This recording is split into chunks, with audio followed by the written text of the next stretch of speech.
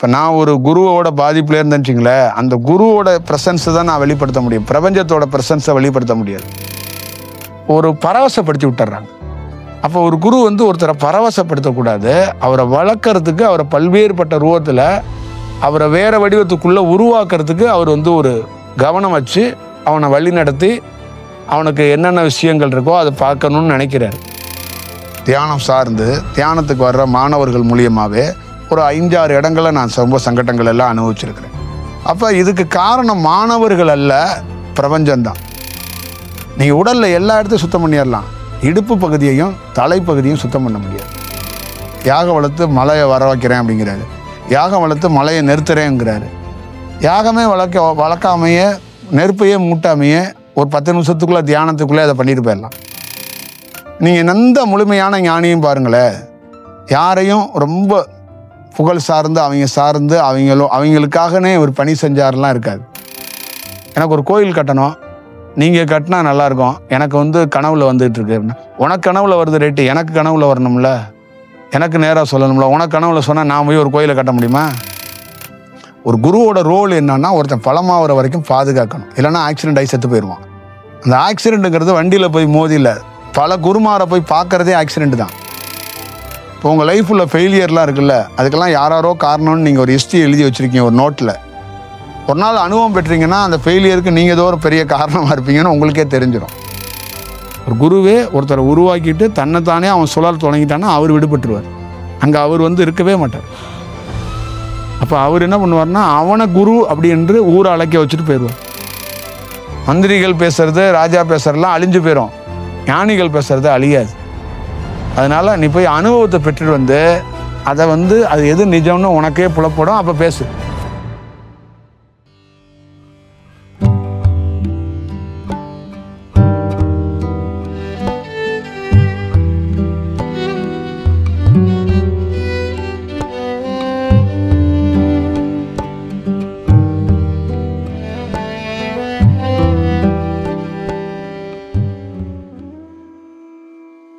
அவரோட பொறுத்தளவுக்கு என்னன்னா, ஒரு குருவோட இம்பாக்ட் இல்லாமல் இருக்காது, இருக்கும். ஒரு ஸ்டேஜில் அவன் வளர வளர வளர அது மாறும்.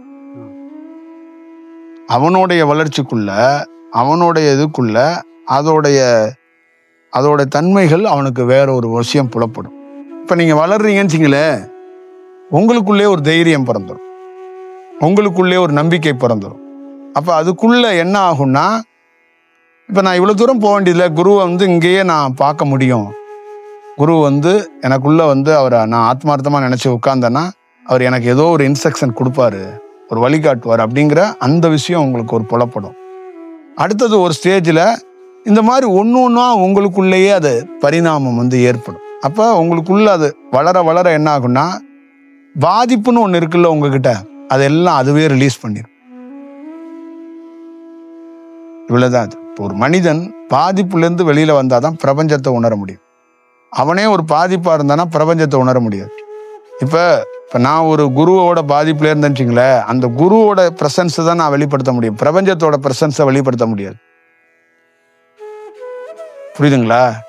அப்ப எனக்கு அவருடைய பிரசன்ஸ்லேருந்து நான் வெளியில வந்துட்டேன்னு வச்சுங்களேன், அப்ப எனக்கு இந்த நேச்சர்லேருந்து என்ன கிடைக்குதோ அதை அப்படியே வெளிப்படுத்த முடியும். ஒரு அடுப்பை பற்ற வச்சு எரியிற புகை இருக்குல்ல, அது நேச்சரில் அப்படியே ரிலீஸ் ஆகி வெளியில் வருதுல்ல, அந்த மாதிரி நமக்குள்ளிருந்து அது எல்லாம் வெளியே ஆறுனதுக்கப்புறம் நம்மளுடைய என்ன அங்கேருந்து நேச்சருக்கும் நமக்கும் ஒன்று கிடைக்குதோ அதை வெளிப்படுத்த முடியும். இப்போ மேலேருந்து பேஸ்லேருந்து ஒன்று கிடைக்கிது, அதிலிருந்து நாம் வந்து நம்ம வளர்ந்துருக்கிறோம்னா அப்போ நம்ம ஒன்று வெளிப்படுத்துவோம். இதுதான் விஷயம். இந்த குரு சிஷியருங்கிறது நல்லா ஞாபகம் வச்சுக்கோங்க. பிரபஞ்சம்தான் குரு, இங்கே இருக்கிற அத்தனை தாவரங்களும் உயிர்களும் சிஷியர்கள் தான். அது எல்லாத்தையும் தனித்தனியாக தான் இயங்க வைக்குது, என்ன மாதிரின்னு இல்லை. அது வந்து அந்த ஒரு வாய்ப்பை தான் அது உருவாக்க ட்ரை பண்ணிக்கிட்டே இருக்கு, அது கொடுக்குது. அதுதான் அதோடைய வாய்ப்புகள். அப்போ மலரும் போது நீங்கள் என்ன ஆகிறீங்கன்னா, நானே பிரபஞ்சம்னு சொல்கிறீங்க, நானே குருன்னு சொல்கிறீங்க, நானே ரிஷிங்கிறீங்க, நானே முனிவன்கிறீங்க, நானே கலியுக அவதாரங்கிறீங்க.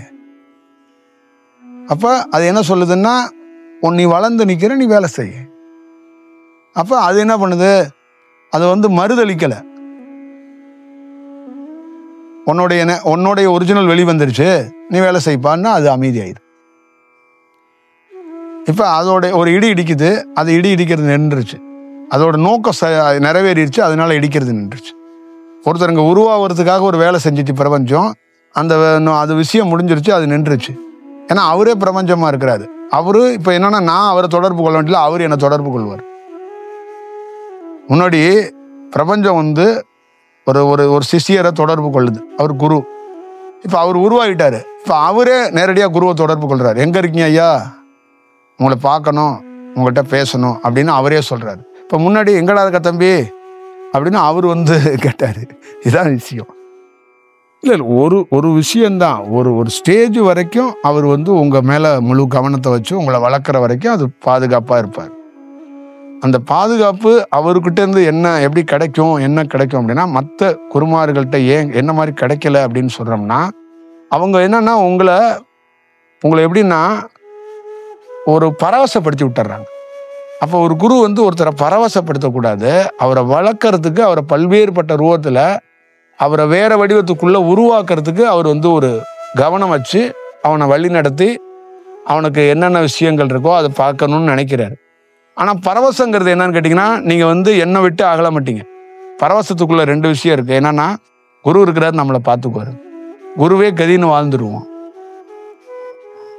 இது ஒரு விதத்தில் சில குரு ஒரு ஸ்டேஜில் என்ன பண்ணுவாங்கன்னா, இவன் நம்மளே கதின்னு இருக்கான், இவனை கட் பண்ணி இவனை நம்மளுடைய அலைவரிசிலேருந்து பிரிக்கணும்னா அந்த தத்துவத்தையும் அவங்க உருவாக்கி கொடுப்பாங்க. அப்போ அவனுக்கு தெரியாது. இப்போ நீங்கள் குருகிட்டேருந்து சீடராக மாணவராக உருவாக்கப்பட்ட அத்தனை பேரும் குருவை விட்டு விலகலை, போக மறுத்து தான் இருந்திருக்காங்க. அவங்க தான் அந்த மனநிலையை, அந்த சூழலை உருவாக்கி வெளியில் அமைச்சிருக்கிறாங்க. அப்புறம் ஒரு ஸ்டேஜுக்கு மேலே நம்ம ஏன் வெளியில் வரப்பட்டோம், யாரால் வரப்பட்டோம்னா குருவால் தான் வரப்பட்டோம்.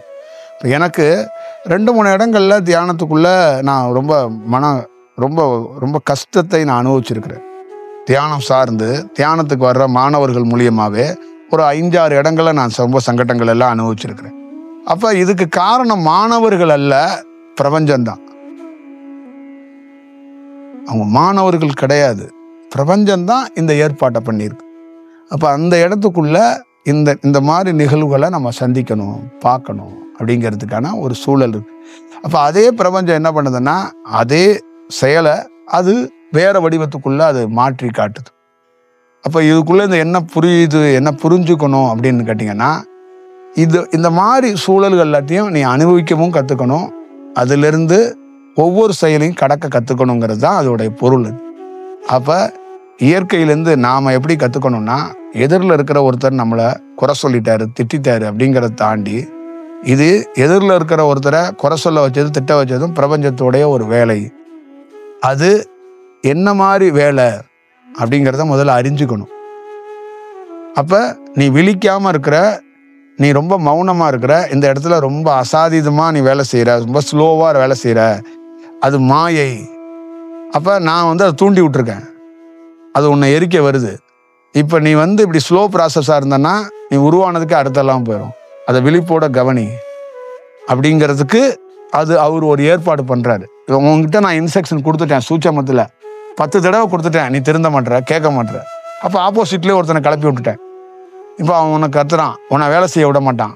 இப்போ நீ அவனை எதிர்த்து போர் பண்ணாதான் நீ அங்கே நிற்க முடியும். என்ன பண்ண போற அப்படின்னா, இப்போ அவர் என்ன பண்ணுவாருன்னா, அவரோட கலையை பயன்படுத்துவார்.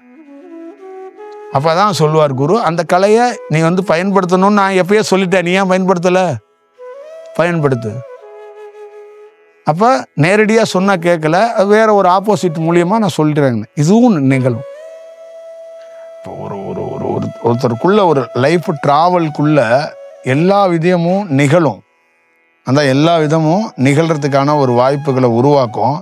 அது முழுமையாக என்னன்னா, ஒருத்தரை உருவாக்குறதுங்கிறது ரொம்ப ஒரு நீண்ட நெடிய பயணம். இப்போ ஒரு ஈஸியாக ஒரு இடத்த சுத்தம் பண்ணிடலாம், ஆனால் ஈஸியாக உடலை சுத்தம் பண்ண முடியாது. நீங்கள் உடலில் எல்லா இடத்தையும் சுத்தம் பண்ணிடலாம், இடுப்பு பகுதியையும் தலைப்பகுதியும் சுத்தம் பண்ண முடியாது. புரியுதுங்களா? இப்போ நீங்கள் தலைப்பகுதியும் இடுப்பு பகுதியும் சுத்தம் செய்யணும்னு வச்சுங்களேன், ஒவ்வொருத்தையும் பல ஆண்டுகள் அந்த இடத்துலயே குடியிருக்கணும். அப்போ தியானத்தில் எது உயர்வு அப்படின்னா, ஒரு தியானம் கிடச்சி அந்த அலைவரிசையை அந்த இடத்துக்குள்ளே குடியிருந்தாதான் அந்த அலைவரிசையோட தன்மை அந்த இடமே சுத்தமாகுங்கிறான். நீ தண்ணி ஊற்றி ஒரு வீட்டை கழுவிக்கிட்டே இருக்கிற, ஒரு நாள் கழுவுற, ஒரு மாதம் நீ வாழ்ந்துக்கிட்டே இருந்தன்னா கழுவுற நாட்கள் குறைஞ்சிரும். 30 நாளும் கழுவ வேண்டியதில்லை, 5 நாள் கழுவுனா போதும். ஏன்னா உன்னுடைய பயன்பாட்டுக்குள்ளேயே அது சுத்தமாகிட்டே வரும். அதே மாதிரி தான் ஒரு அலைவரிசை உடலுக்குள்ளே போனோன்னா அங்கே என்ன பண்ணும்னா அந்த இடத்த அது வந்து கிளீன் பண்ணும். அப்போ அந்த இடத்துக்குள்ள அது தக்க வச்சு இருக்கிறதுக்கு பல ஆண்டுகள் தேவைப்படும். புரியுதுங்களா? அவ்வளோதான். அது இப்போ நமக்குள்ள மாற்றம், எனக்குள்ள ஒரு மாற்றம்னா உடல்ல இருக்கிற முக்கியமான இடத்துல பல ஆண்டுகள் அந்த அலைவரிசை தாக்கு பிடிச்சி அங்கனே நிற்கணும். அது மிஸ் ஆகி போயிடக்கூடாது. அப்போ அது நின்றுச்சுன்னா என்ன ஆகும்னா அந்த இடத்த நான் வந்து தொடப்பத்தை வச்சு கிளீன் பண்ண முடியாது. மூளையை போய் நான் எப்படி கிளீன் பண்ணுவேன் சொல்லுங்க, நீங்களே சொல்லுங்க. கவனத்தை வச்சு தியானம் பண்ணணும்னு உங்களுக்கு சொல்லி கொடுத்துருக்காங்கல்ல, கவனத்தை வச்சுக்கிட்டே இருந்தால் மூளை சுத்தம் பண்ணிட முடியுமா? அப்போ அந்த இடத்துக்குள்ளேயே ஒரு அலைவரிசை உள்ள இருக்குன்னா அந்த அலைவரிசையோட தன்மையில் அந்த இடம் பகுதியே அலைவரிசையாக மாறும். அதுக்குள்ள இருக்கிற செயல்பாடுகள் எல்லாத்தையும் வெளியேற்ற வெளியேற்ற வெளியேற்ற அங்கே ஒரு நல்ல தன்மை உருவாகும். அப்போ நீங்கள் அங்கே ஒரு புது பொலிவை பெறுறீங்க. இதுதான் விஷயம். அப்போ அதை தான் எல்லாரும் ஞானிகள் என்ன சொன்னான்னா, 6 சக்கரம், 6 சக்கரம் உடல்ல 6 ஆதாரங்கள்லாம் இருக்கு. அந்த 6 இடத்தையும் ஒரு மனிதன் வந்து 6 இடமா இந்த இங்கன ஒரு 3 மாசம் அங்கன ஒரு 2 மாசம் அப்படியெல்லாம் இல்லை. ஒரு இடத்துக்குள்ள அந்த இடத்துல இருந்து ப்ராசஸ் முடிஞ்சா அதுவே ரிலீஸ் ஆகும். பூமி சுத்திக்கிட்டு இருக்குல்ல, தானா சுத்துது இல்லை. அதே மாதிரி சக்கரங்கிறது உடலுக்குள்ள அந்த இடத்துக்குள்ள இருந்து அது ஆக்டிவ் ஆயிடுச்சுன்னா, அது முழு தன்மையை அடைஞ்சிருச்சுன்னா அடுத்த சக்கரத்துக்கு அதுதான் போகும். நீங்க போய் தாண்டி குதிச்செல்லாம் போக வேண்டியதில்லை. அது வந்து காம்பவுண்ட் சவர் கிடையாது. தாண்டி குதிச்சு நான் வந்து 3வது சக்கரத்துலேருந்து 4வது சக்கரத்துக்கு போயிட்டேன் அப்படிங்கிறதுக்கெல்லாம் அது இல்லை. அப்போ அந்த இடத்துக்குள்ள இவ்வளோ காலங்கள் அங்கே வந்து அந்த ப்ராசஸ் நடக்கணும்னு அது இருக்கும். அப்போ தான் வந்து அந்த இடத்துக்குள்ள ப்ராசஸ் நடக்கும்போது அந்த இடத்தோட முழு தன்மையும் உங்களுக்கு தெரியும். உங்களுக்கு வந்து எக்ஸ்பீரியன்ஸாக உணர்த்திக்கிட்டே இருக்கும். ஒரு ரைட்டப்பாக ஒரு 10-20 புத்தகம் எழுதி குமிச்சிடலாம்.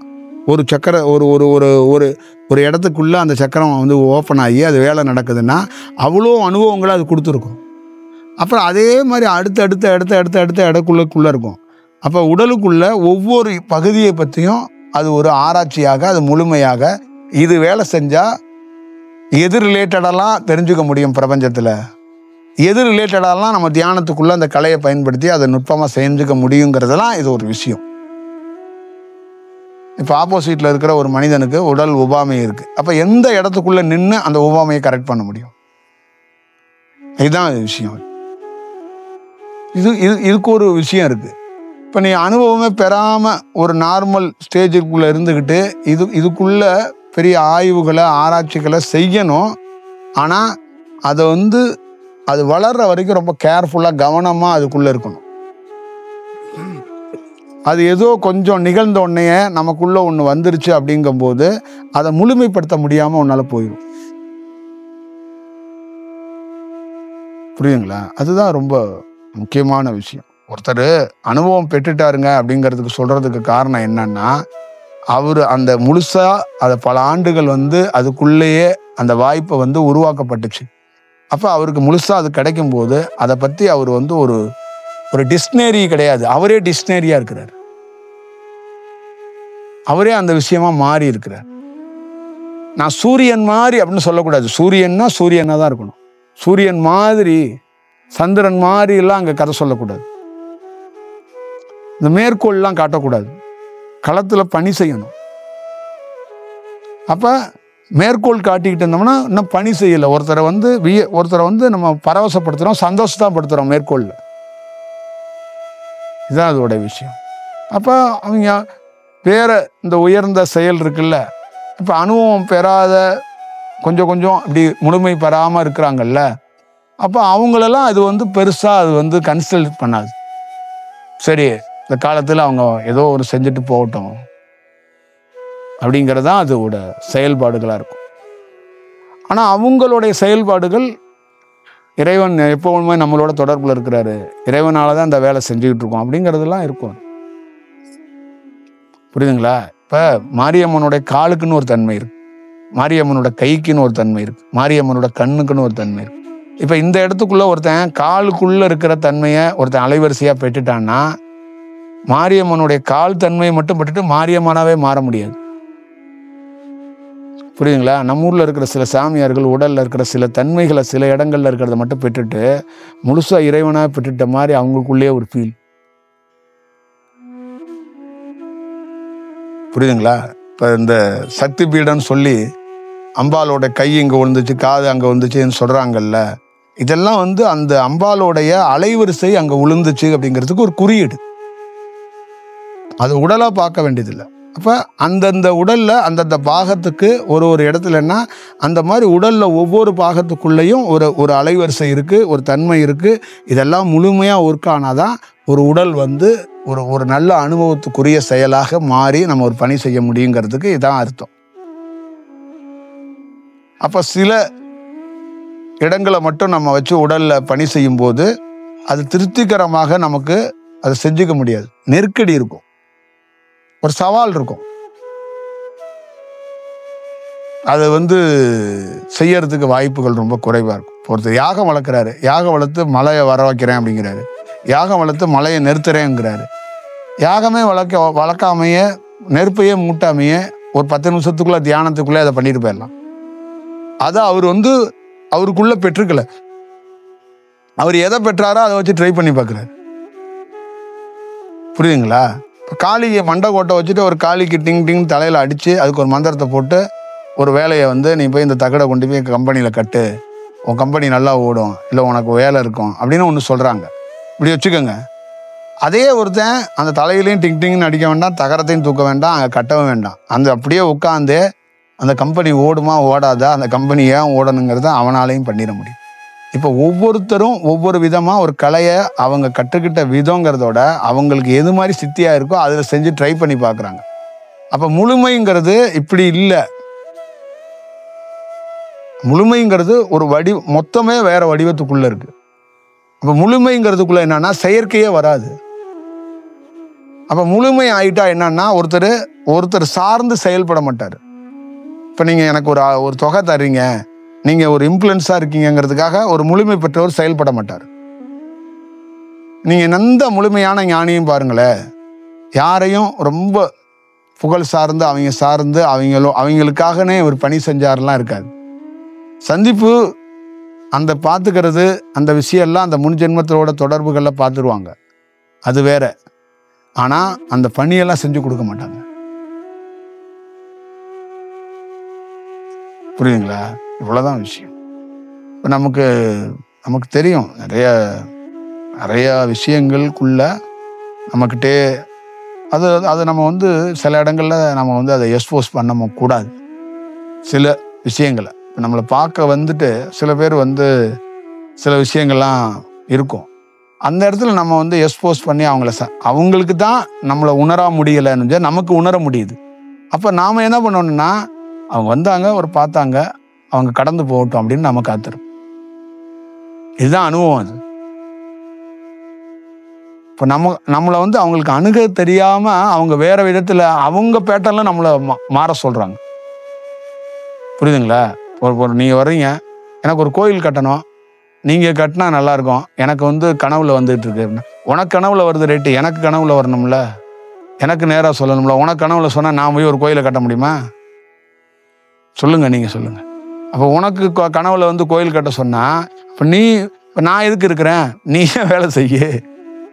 இப்போ எனக்குன்னு ஒரு சோலுங்கிறது எதுக்கு இறைவன் கொடுத்தான்?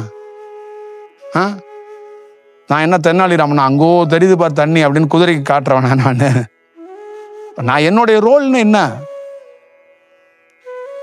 அப்படின்னு ஒன்று இருக்குல்ல. அப்போ நான் அப்புறம் என்னதான் உருவாகி வந்திருக்கிறேன்?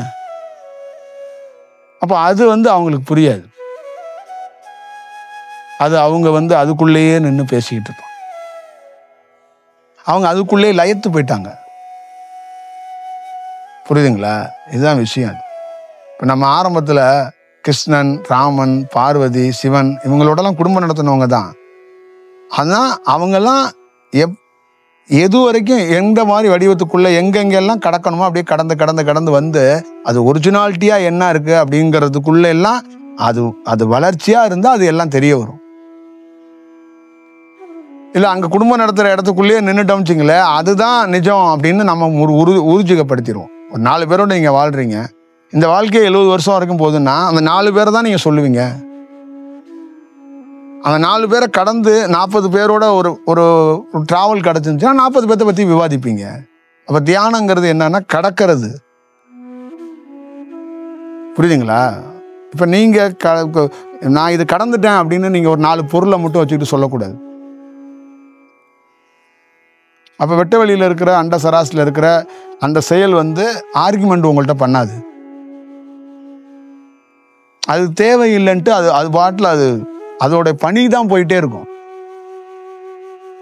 அது ஒரு கிளியரா சொல்லிடும். நீங்க அந்த இந்தியாவிலே உலகத்திலே எந்த தலைவனா வேணாலும் இருக்கட்டும், ஹிட்லர்லேருந்து எவனா வேணாலும் இருக்கட்டும், கொஞ்ச நாள் ஆடுவாங்க, புத்திசாலியும் பாங்க, அறிவாளியும் பாங்க, கொஞ்ச நாள் கழிச்சு ஒரு 20 ஆண்டுகள் 30 ஆண்டு கழிச்சு செத்து போயிடுவான். அவனை தாண்டி இன்னொருத்தன் வந்துடுவான். இதுக்கெல்லாம் அது போய் ரியாக்ட் பண்ணிட்டுலாம் இருக்காது.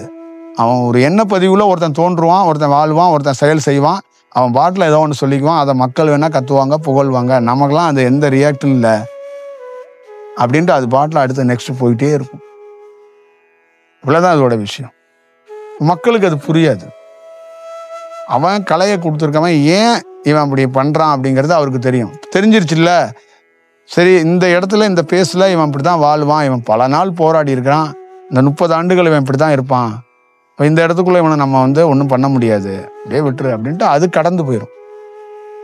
அந்த மாதிரி நான் நிறைய பேரை கடந்திருக்கிறேன். புரியுதுங்களா? நான் நிறைய பேரோட அது அது அந்த மாதிரி ஒரு சூழல். ஏன்னா அவங்களுக்கு ஒன்று இருக்குல்ல, அதை வச்சு அவங்க ஒன்று பார்க்கறது இருக்குல்ல. அந்த பிரபஞ்சத்தில் அப்படி பார்க்க முடியாதுப்பா. ஏன்னா நம்ம ஊர் மனிதர்கள் சாமியார் மாதிரி பிரபஞ்சத்தெல்லாம் பார்த்துட முடியாது. வானத்தை நிறைய பேர் எட்டி பார்த்துட்டு, நட்சத்திரத்தை பார்த்துட்டு, சூரியனை பார்த்துட்டு இதுதான் பிரபஞ்சம்னு நினச்சிக்கிட்டு இருக்கீங்க. ஆனால் அதுக்குள்ள வேற ஒன்று இருக்கு. நீ பார்க்குற வானமே நிறம் மாறி தெரியும் உனக்கு, நீ பார்க்குற சூரியனே நிறம் மாறி தெரியும், நீ பார்க்குற நட்சத்திரமே நிறம் மாறி தெரியும். நீ வெட்ட வெளி பிரபஞ்சம் அப்படின்னா அந்த ஆகாயத்தில் தெரியுற இதுதான் நிஜம்னு நினச்சிக்கிட்டு இருக்க. அதெல்லாம் நிஜம் கிடையாது. அதெல்லாம் உன் கண்ணு இன்னைக்கு தெரியறது, உன் பார்வைக்கு உன்னுடைய அறிவுக்கு ஏற்ற மாதிரி அது தெரியுது. உன்னுடைய வளர்ச்சிக்கு அப்புறம் அதோடைய ஒரிஜினாலிட்டி என்னவோ அதுக்கேற்ற மாதிரி அது காட்டப்படும். இதுதான் அதோடைய உண்மைத்தன்மை. அங்க உன்னுடைய ஒரிஜினல் வளர வளர வளர வளர அதோடைய தன்மைகள் எல்லாமே உனக்கே புலப்படும். புரியுதுங்களா? சொல்லுவாங்கல்ல, 1ஆவதுல இருக்கும்போது வேற மாதிரி, 10ஆவது படிக்கும்போது வேற மாதிரி உனக்கு புலப்படுது, அறிவு எழுத்து புலப்படுதும்பாங்கல்ல. அந்த மாதிரி தான் தியானத்திலையும் பல நாள் ஒருத்தன் ஆழ்ந்து இருக்கிறதுக்கும் ஒருத்தரோட பயணிச்சு இருக்கிறதுக்கும் புலப்படும் அவனுக்கு. அப்போ அவனை என்ன பண்றாங்கன்னா, அவனை ஆழ்த்தி அவனை பலப்படுத்துறாங்கன்னு தான் அதோடைய பொருள். அது ஒரு குருவோட ரோல் என்னன்னா, ஒருத்தன் பலமாகிற வரைக்கும் பாதுகாக்கணும். இல்லைன்னா ஆக்சிடென்ட் ஆகி செத்து போயிடுவான். அந்த ஆக்சிடென்ட்ங்கிறது வண்டியில போய் மோதில, பல குருமாரை போய் பார்க்கறதே ஆக்சிடென்ட் தான். புரியுதா? அவன் அங்கங்க போய் ஒரு கனெக்ஷனை வச்சுக்கும் போது என்ன ஆகுனா, ஒரு விபத்தை சந்திக்க வேண்டிய ஒரு சூழல் உருவாயிடும். அப்போ அவனுக்குள்ளே தேக்க அவனே அவனுக்கு வளர்த்துக்கிறேங்கிற முயற்சியில மேற்கொண்டு ஃபெயிலியர் ஆயிடுவான். இதை விவாதிக்க முடியாது. அப்போ என்றாவது ஒரு நாள் அவன் அனுபவம் பெறும்போது இந்த ஃபெயிலியருக்கான காரணத்தை எல்லாம் அவனே தெரிஞ்சுக்குவான். இப்போ உங்கள் லைஃப்பில் ஃபெயிலியர்லாம் இருக்குல்ல, அதுக்கெல்லாம் யாரோ காரணம்னு நீங்கள் ஒரு ஹிஸ்ட்ரி எழுதி வச்சுருக்கீங்க ஒரு நோட்டில். ஒரு நாள் அனுபவம் பெற்றீங்கன்னா அந்த ஃபெயிலியருக்கு நீங்கள் ஏதோ ஒரு பெரிய காரணமாக இருப்பீங்கன்னு உங்களுக்கே தெரிஞ்சிடும். உங்கள் அண்ணன் பேர், உங்கள் அக்கா பேர், உங்கள் பெரியம்மா பேர், உங்கள் எதிரில் இருக்கிறவங்க பேரெல்லாம் நீங்கள் உங்கள் ஃபெயிலியருக்கோ உங்களுடைய எதுக்கோ ஒரு காரணம் இவங்கெல்லாம் அப்படின்னு இருக்கீங்கல்ல. ஒரு நாள் உங்களுக்கு அனுபவம் வந்ததுக்கப்புறம் தான் தெரியும் இதுக்கு காரணம் யாரெல்லாம் இருக்குது அப்படிங்கிறது தெரியும்.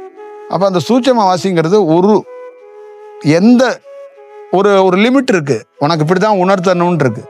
அப்படியெல்லாம் அவங்க உணர்த்துவாங்க, அதை கண்டுபிடிக்க முடியாது. இங்கே ஒரு மனிதன் என்னன்னா சூட்சமவாசிகளுக்கே ப்ரோக்ராம் சொல்லிடுவாங்க.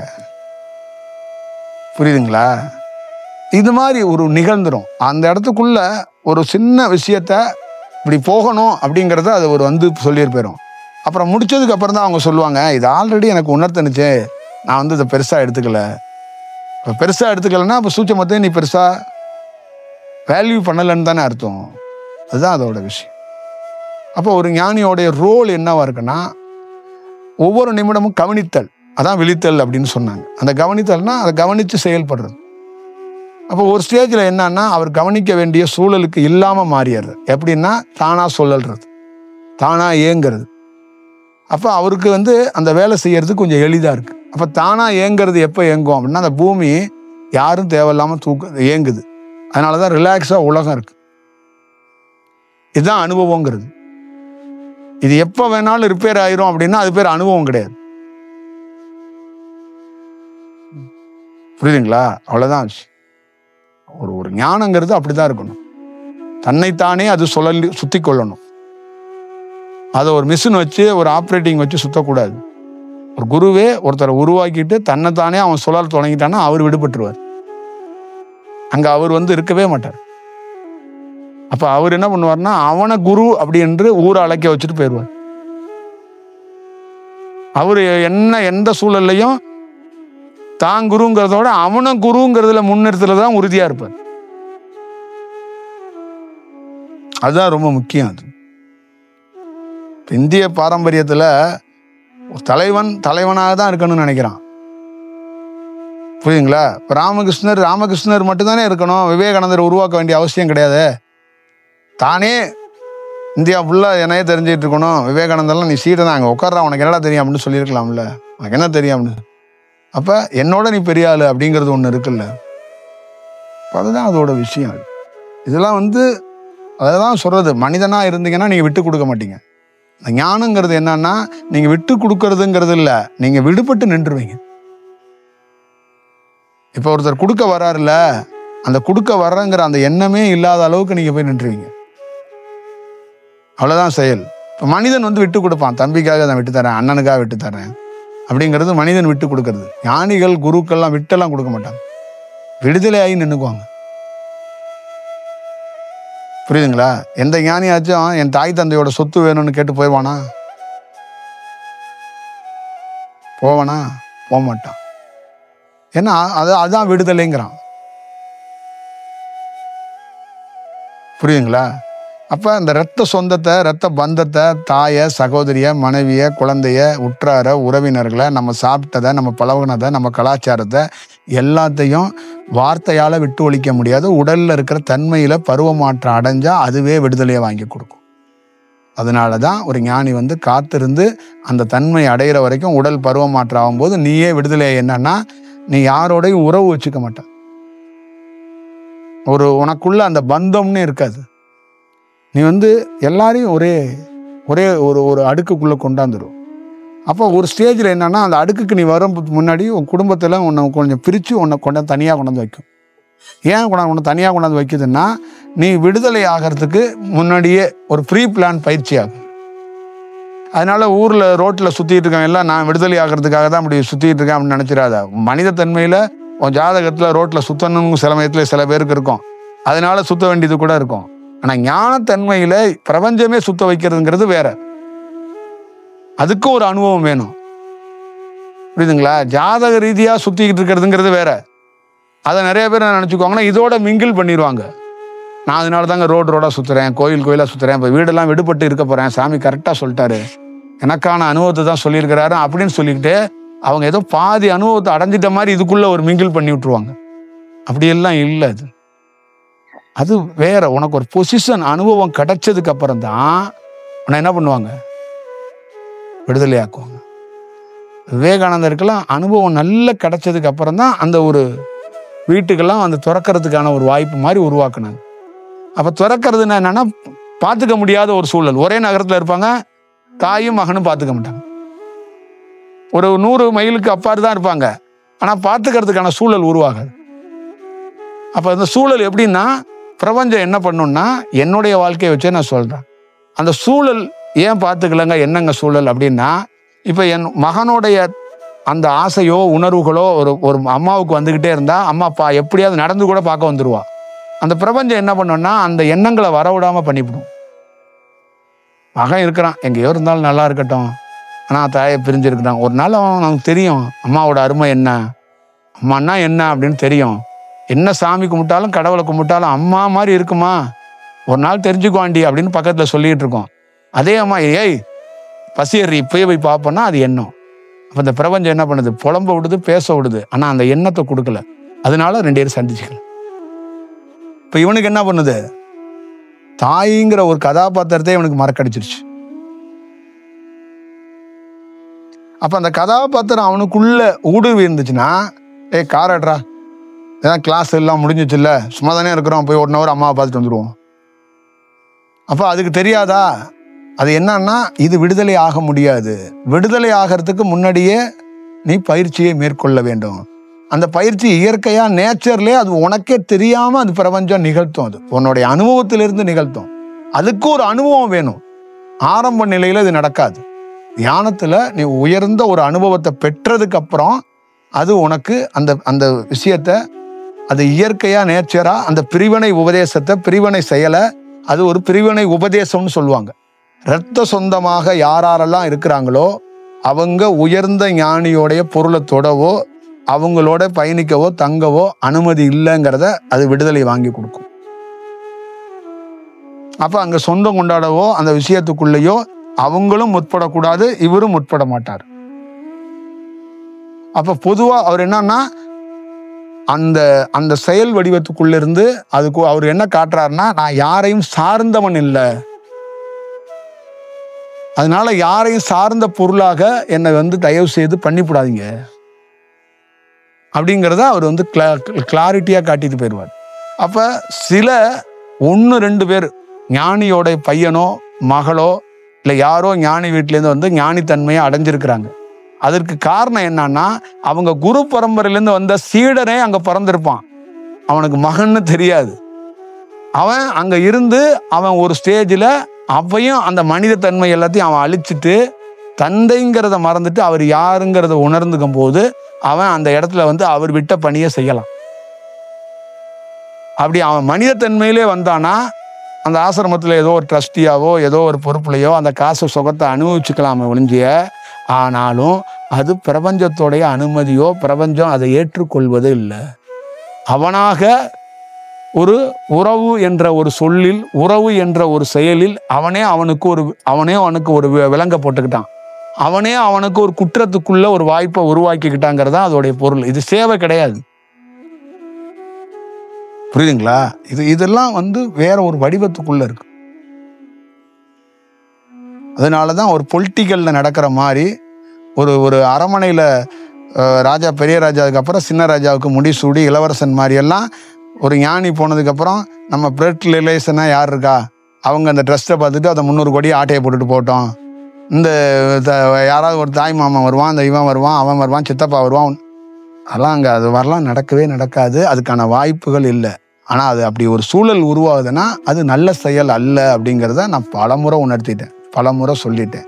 இதெல்லாம் அது மனித தன்மைக்குள்ளேருந்து இருக்கிறது. அப்போ அந்த மனிதத்தன்மை அந்த பிளட் ரிலேஷன்ல இருக்கிறவங்களுக்கு அழியப்படுதுன்னா அவங்களும் அவர் தந்தையாவோ உறவாவோ பார்க்காம விடுதலையாகி வேலை செய்வாங்க. புரியுதுங்களா? போகர் கோரக்கர் குரு சிஷியன்னு வச்சுக்கோங்க. அவன் குரு கிட்டேருந்து விடுதலையாகி தான் வேலை செஞ்சாதான் அவன் பேர் கோரக்கர். அவன் குரு கிட்டேருந்து விடுதலை ஆகலைன்னா அவனை போகர்னே நீங்க அழைக்கலாம். அவனுக்கு ஏன் கோரக்கர்னு பேர் வைக்கணும்? அவனை போகர்னே நீங்க சொல்லிட்டு போயிடலாமே. புரியுதுங்களா?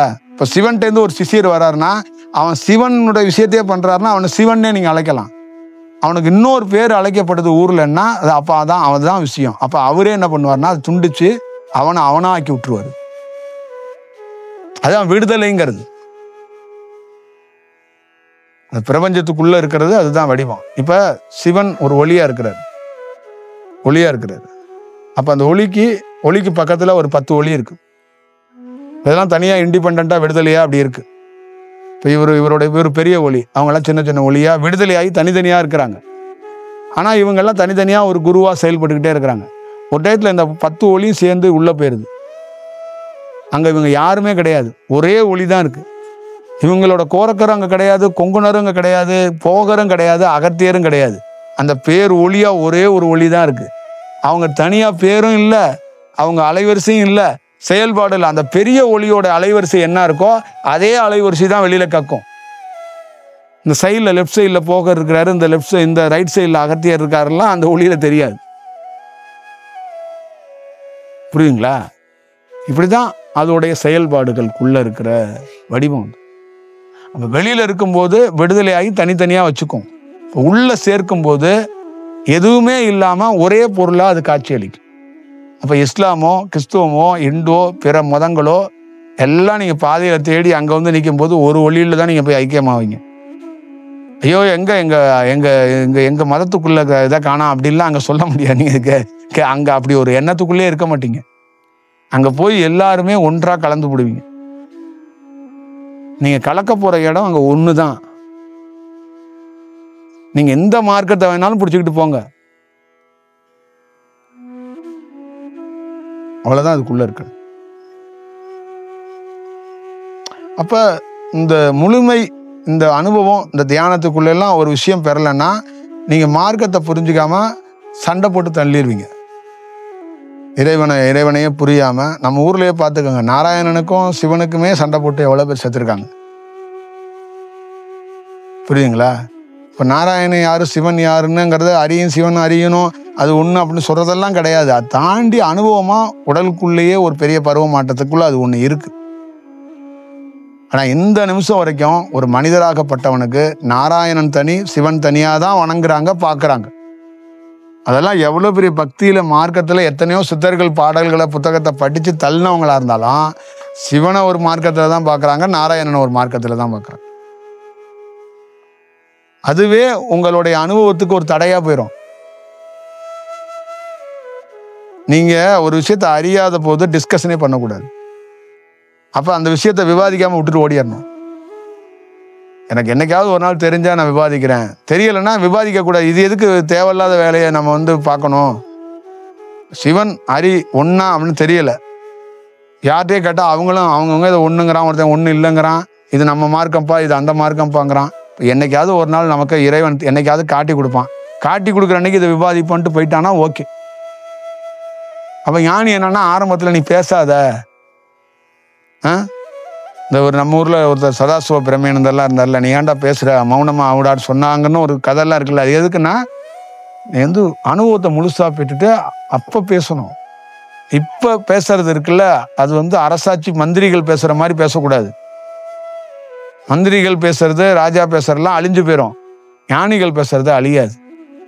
அதனால நீ போய் அனுபவத்தை பெற்றுட்டு வந்து அதை வந்து அது எது நிஜம்னு உனக்கே புலப்படும், அப்போ பேசு. அப்படின்னா அனுபவத்தை பெற்று வந்ததுக்கப்புறம் அவன் பேசவே இல்லை, அவர் ஒன்லி பிரசன்ஸ் தான். புரியுதா? எங்கே பேச முடியும்? பேசுறதுக்கான வாய்ப்பே இல்லாமல் போயிடுச்சு.